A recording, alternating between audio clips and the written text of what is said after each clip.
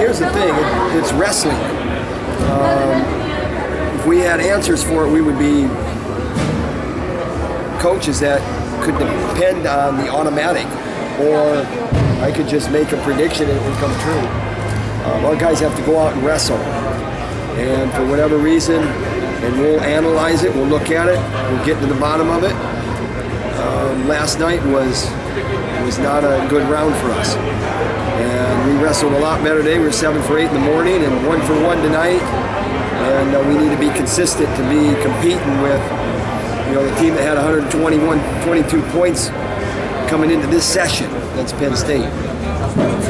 How do you close that gap?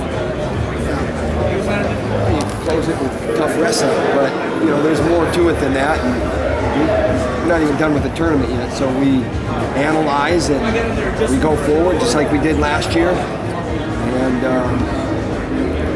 we'll get there. We'll get there. You mentioned the culture. Who's the toughest guy in your program? We got a lot of tough guys in our program. I just talked about the senior class. He's definitely a tough guy. We got a lot of tough guys in our program. And that senior class has been great. It's been great for us. You mentioned the culture a little bit earlier with the seniors.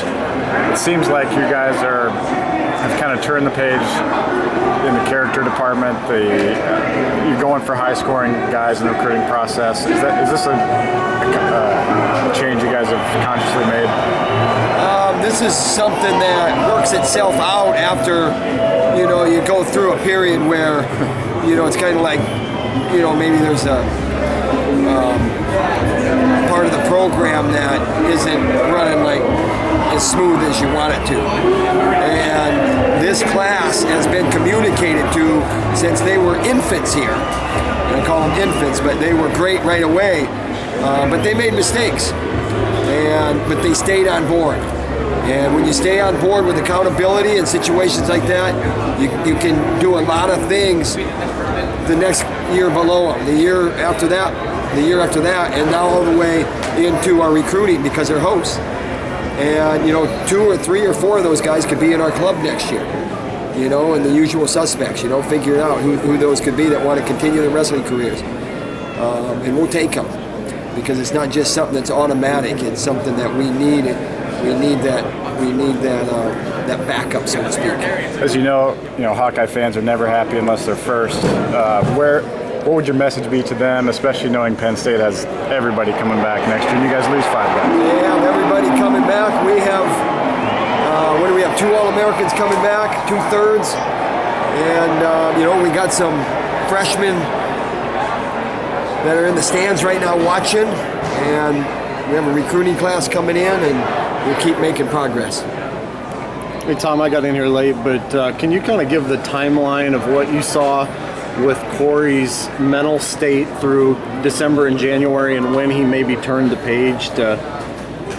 He turned the page right away because the way he talks, the way that he listens.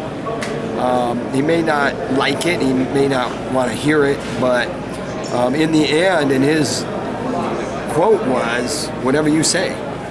And that's what you need, because could he go on some dates that we kept him out, and he could have went, but we had to be smart. It's like I talked a couple different times this year on, it's a 5th-year senior, he's got wear and tear on him, and you got to be smart, especially in a situation where you're nicked up like that. But I never panicked on the injury either. I never made a big deal out of it, neither did he. It's something that you got to get through. You strengthen those muscles, and you do what you got to do to bring it along. And with our training staff, who's been outstanding, Jesse Donovan. I'm just looking at the score there.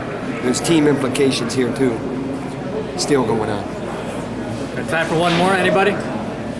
Okay, thank you, Coach. Congratulations.